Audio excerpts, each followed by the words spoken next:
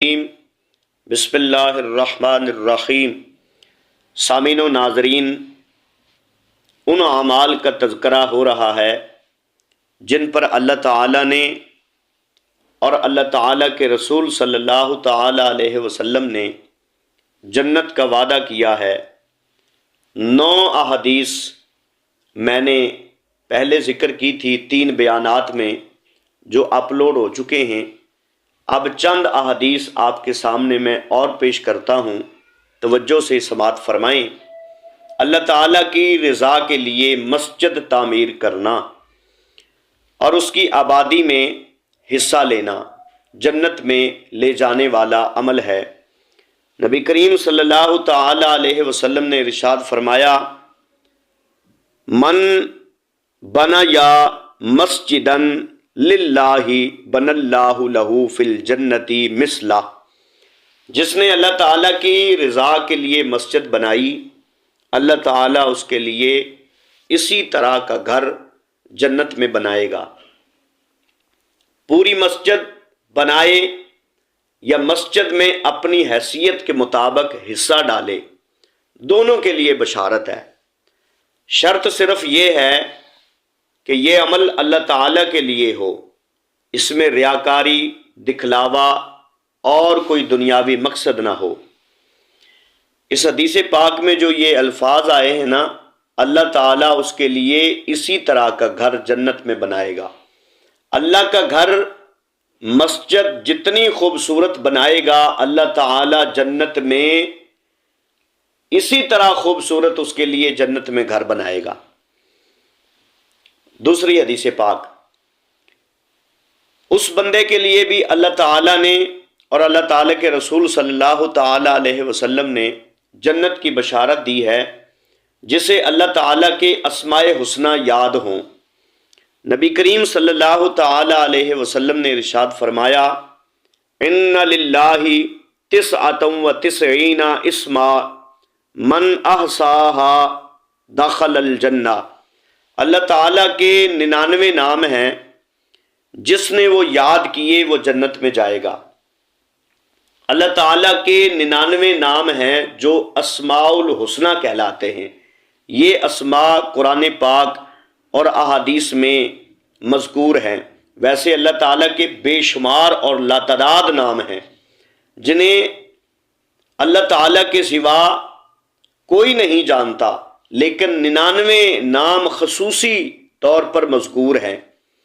ان میں ایک نام اللہ ذاتی ہے، دوسرے سارے نام صفاتی ہیں۔ یہ اسماء دعا میں بطور وسیلہ پیش کیے جاتے ہیں اور بہترین وسیلہ ہیں۔ مخلوق خدا کی حاجتیں کیونکہ بے شمار ہیں، اس لیے اللہ تعالیٰ کے اسماء بھی بے شمار ہیں۔ حاجت مند جو حاجت لے کر آئے، اسی نام سے اپنے رب کو پکارے۔ بیمار آئے تو وہ پکارے یا شافی الامراض، یہ کہہ کر پکارے۔ گناہگار آئے تو وہ یا غفار یا تواب کہہ کر پکارے۔ اگر بادشاہ آئے تو یا مالک الملک کہہ کے پکارے۔ اگر کوئی گدھا آئے تو یا مغنی کہہ کر پکارے۔ یعنی کہ جو حاجت ہو اسی حاجت کے مطابق اللہ تعالیٰ کا وہی صفاتی نام پکارے تو اللہ تعالیٰ اس کی حاجت کو جلدی پورا فرمائے گا۔ تیسری حدیث پاک، قرآن سے محبت کرنے والے اور قرآن کی حفاظت کرنے والے، حافظ قرآن، قاری قرآن اور عالم دین کے لیے جنت کی بشارت ہے۔ نبی کریم صلی اللہ تعالی علیہ وسلم نے ارشاد فرمایا، جنت میں قرآن والوں سے کہا جائے گا جو قرآن سے محبت کرتے ہیں، اقرا وسعد فیقرؤ ویسعد بکل آیۃ درجۃ حتی یقرأ آخر شیء معہ، قرآن پڑھتا جا اور اوپر چڑھتا جا، وہ پڑھتا جائے گا اور ہر آیت کے بدلے ایک درجہ بلند ہوتا جائے گا، حتیٰ کہ وہ آخری آیت پڑھے گا جو اسے یاد ہوگی۔ صاحب قرآن سے مراد ہر حافظ قرآن نہیں ہے، بلکہ وہ مسلمان جو ہمیشہ قرآن کی تلاوت کرتا ہے، قرآن پاک پر عمل بھی کرتا ہے، قرآن اس کی زندگی کے ساتھ ساتھ ہے۔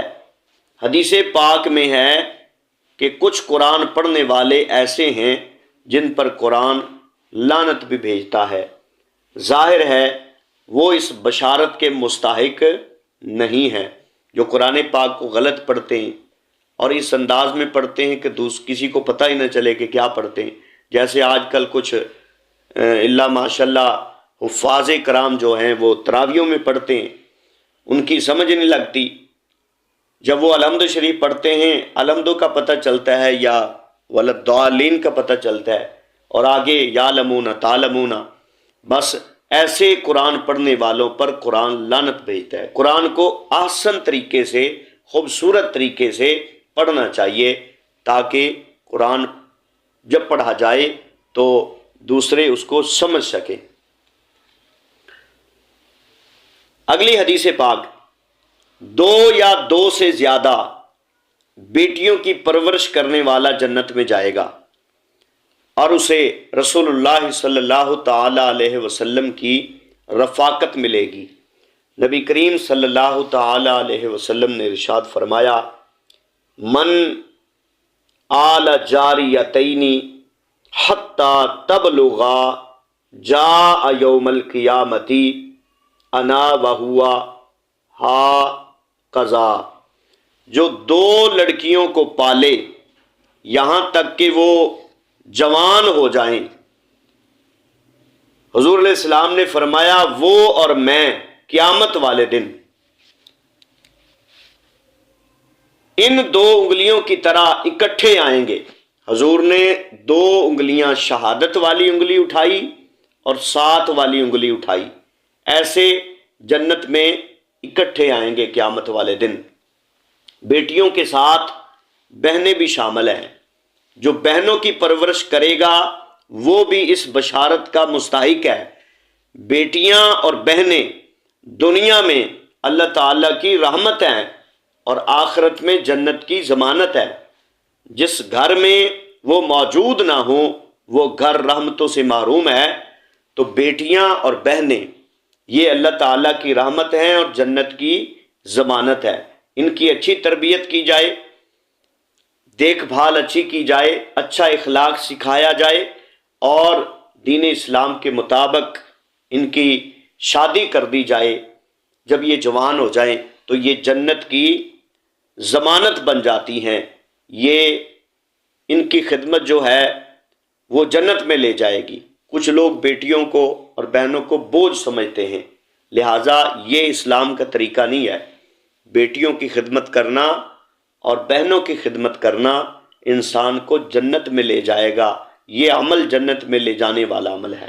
اگلی حدیث پاک، یتیم کے ساتھ نیکی اور بھلائی کرنے والا اور رحمت و شفقت سے اس کے سر پر ہاتھ پھیرنے والا جنت میں جائے گا۔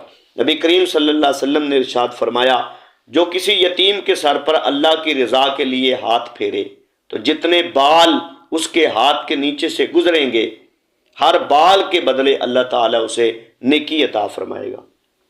اب جو شخص کسی یتیم لڑکی یا یتیم لڑکے کے ساتھ بھلائی کرے تو اللہ کے محبوب صلی اللہ تعالی علیہ وسلم نے ارشاد فرمایا، انا وہوا فی الجنتی کہاتینی، فرمایا میں اور وہ جو یتیم کے ساتھ بھلائی کرنے والا ہے ان دو انگلیوں کی طرح۔ حضور نے دو انگلیاں پھر اٹھائیں، ایک شہادت والی انگلی اور ایک ساتھ والی انگلی، فرمایا اکٹھے ہوں گے۔ دو انگلیوں سے مراد شہادت کی اور ساتھ والی انگلی ہے، جن میں کوئی فاصلہ نہیں ہے۔